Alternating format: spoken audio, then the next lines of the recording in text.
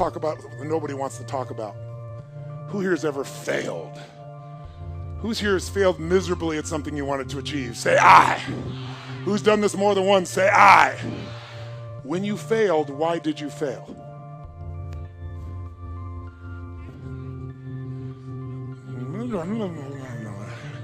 Why are you suddenly tongue-tied? Come on, tell you what. What did you used to say the reason you failed when you were bullshitting yourself? You know I know better, so you're not telling me the truth. What did you used to say? I failed because... Okay, good. I didn't have enough money. What else? Didn't have the right technology. Good, sir. Why'd you fail? I had the wrong people. They say I had the wrong leader. Isn't that interesting? It was the economy. Bad economy. Not enough time. Didn't have enough time. Now, I asked this question for the first time about 7 years ago. I was at this place called TED. Anybody watching those TED videos? And TED didn't have a website or anything at that stage. It was a very small program. It was done for about 800 people in Silicon Valley, most of them billionaire investors, the founders of Yahoo, the founders of Apple, the founders of a whole series of companies. And I was brought in, and they say you got 18 minutes, which my shortest seminar is 4 fucking days. So I'm like, you gotta be kidding me. And then before they introduced me, the guy who was introducing me wasn't the guy who invited me. He was an English guy. We're good friends today. But back then he didn't know who I was. He thought I was a motivator. So he got up and he said, first thing he said to me before I went out there, he goes, nice to meet you. Don't have people do that jumping shit I heard you do. So he wants me to take these dead people and leave them dead in this dark room sitting. And I watched before I got up to speak, and there was a woman who was a genius, and she was teaching string theory, which is one of the most complex things on earth. And they gave her 18 minutes, and people were shuffling their feet, and at the end, they didn't even clap for her. They were assholes. They all thought their shit didn't stink. These are all the achievers of the world. So I walk out there, and the introduction he gives me is Tony Robbins is like a motivator, and he's helped a lot of sports people, so maybe you can, create some energy here. He had a very publicized divorce a few years ago.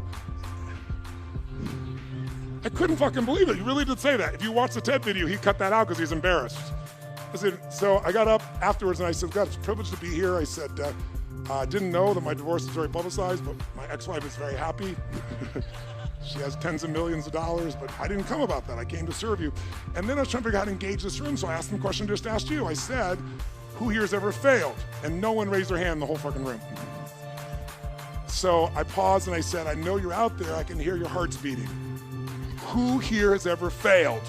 And I demanded an answer, and then a few people raised their hand. I said, who here has ever failed? And now they started complaining.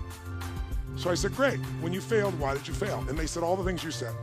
Didn't have enough time, didn't have the right technology, didn't have the money, didn't have the contacts, had the wrong people. The people said we had the wrong leader, right? And then this voice in the darkness, the whole room was pitch black, says, I didn't have enough Supreme Court justices. And I look down and it's Vice President Al Gore, who you probably don't know much about American politics, but he and Bush Jr., they tied, basically, and it had to go to our Supreme Court to decide who's going to be it, and he lost. And when he said that, we were in Northern California, which is all Democrats, would have been supporters of his. They all stood up and gave him a standing ovation when he said this. And when they stopped the standing ovation, I said, that's one way to try to explain why you didn't become president of the United States. But I wouldn't say it's an accurate one. And there was this pause, like, what the fuck is he about to say?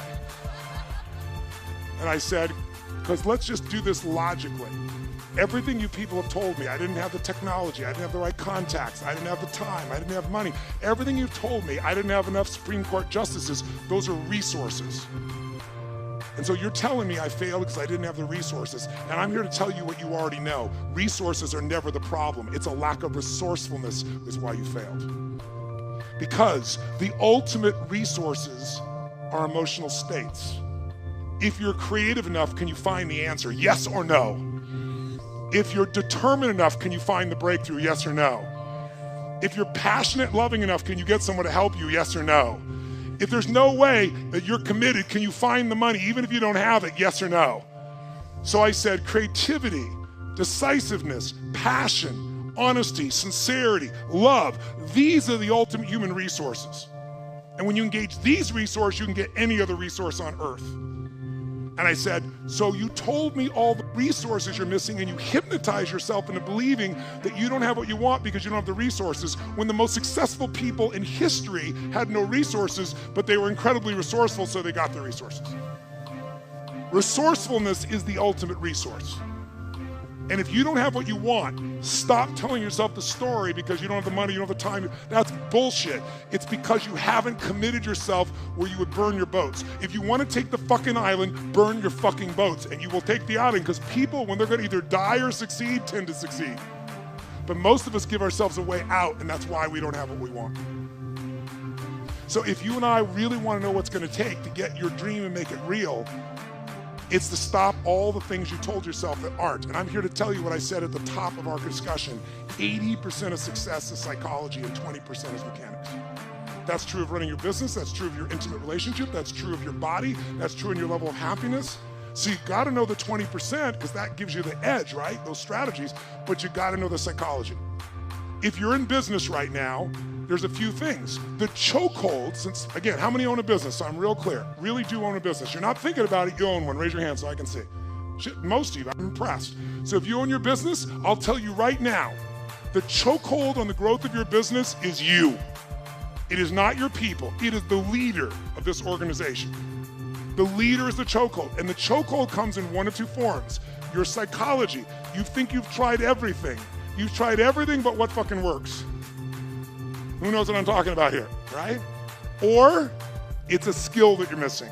Like you really are incredible at writing code, but you don't know shit about accounting and finance, and it's eating your business alive. Because I gotta tell you, 96% of all businesses in a 10-year period of time go under. Only 4% make it. By the way, make it doesn't mean that you succeed and have any money. It just means you're still standing. 4%. And by the way, after 10 years, you're set, right? There's no more challenges. Ever heard of a company called Lehman Brothers? Right? 100-year-old company. If you took their gross revenues and added them up, it'd be $1 trillion over the decades. $1 trillion with a T, and they're no longer here. That's how competitive the world is today. So if you got in a business and you're in it right now, I love you, I respect you as a brother or sister, and I know you're a crazy son of a bitch just like me. You have to be. Who gets in a sport where the longer you play, the more likely you die? You're a gladiator if you're in business. A gladiator goes out there and they know every time I go out, I can die. And the longer I stay in the game, the more likely I die. But every day they go out to win.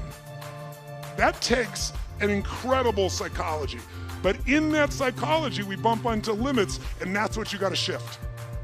And if your psychology is solid, then you got to say, where are the skills I'm missing? Because that's equally important.